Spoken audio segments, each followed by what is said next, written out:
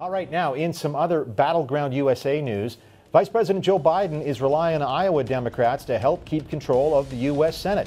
Biden hit the campaign trail for Senate candidate Bruce Braley. He's facing off against GOP candidate Joni Ernst in next week's election. The Veep says if Braley wins and the Senate stays Democratic, it will break the back of the hard right. Biden also reminded voters to remember that Republicans have attempted to roll back Medicaid, privatize Social Security, block minimum wage increases, all those bad things Republicans do. He hopes Iowa voters remember on Decision Day.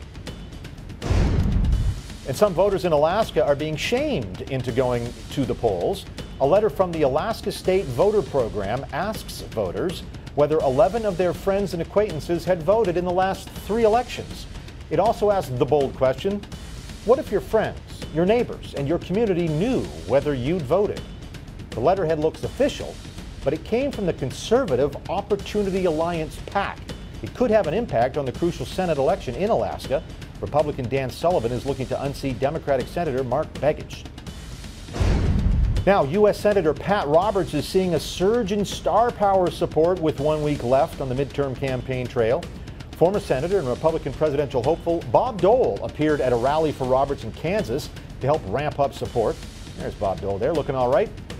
Mitt Romney, of course, the other former Republican presidential candidate, also reached out to voters. The incumbent Republican facing a tough challenge from independent Greg Orman.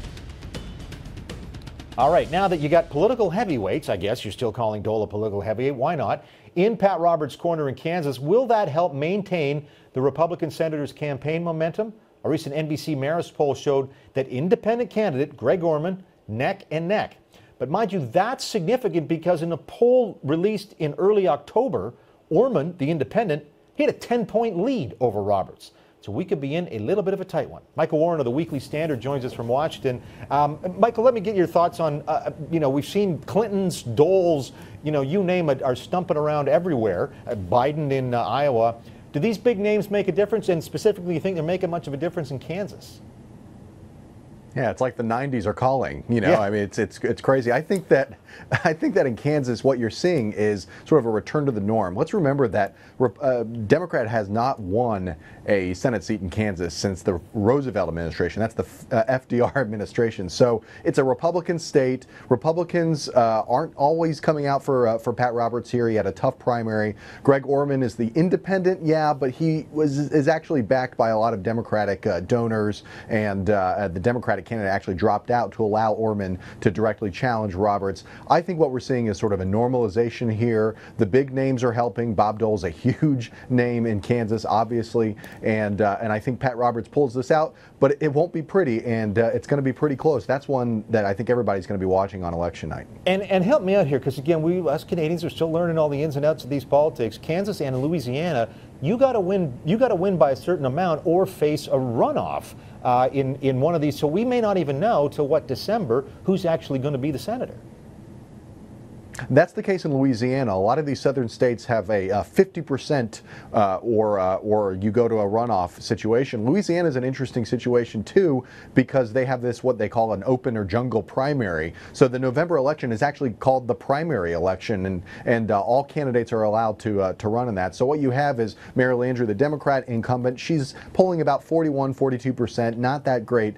The Republican is Bill Cassidy. He's got about 48%. The problem is there's a second Republican who's pulling some Tea Party support, a guy named Rob Maness, and that's holding Cassidy down below 50%. So they'll have to go to this December runoff.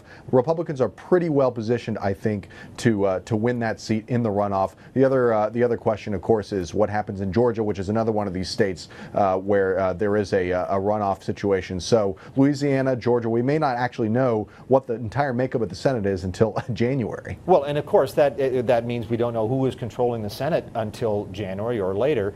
And just the last little bit before we get to that point on Louisiana, Landrieu then essentially, she's got to win it now, or if it goes to a runoff, all that Tea Party vote automatically goes Republican?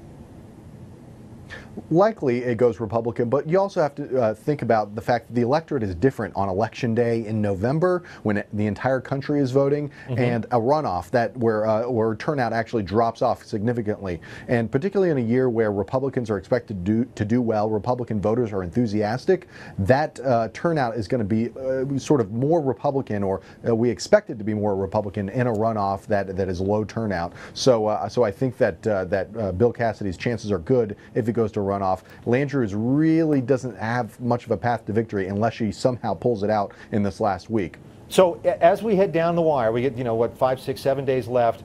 All the states we thought were going to play, Colorado, Iowa, Louisiana, if anything, the story is the races are tightening even further, if that's possible. Is that about it?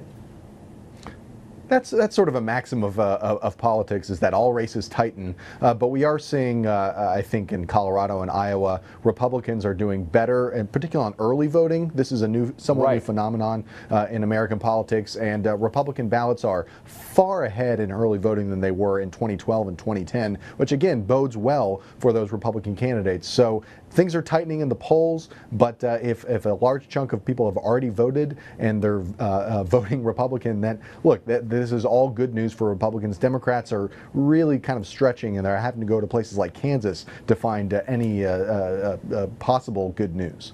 Yeah, again, we're keen to see this, and again, as you said, it could be January till we know who wins the Senate.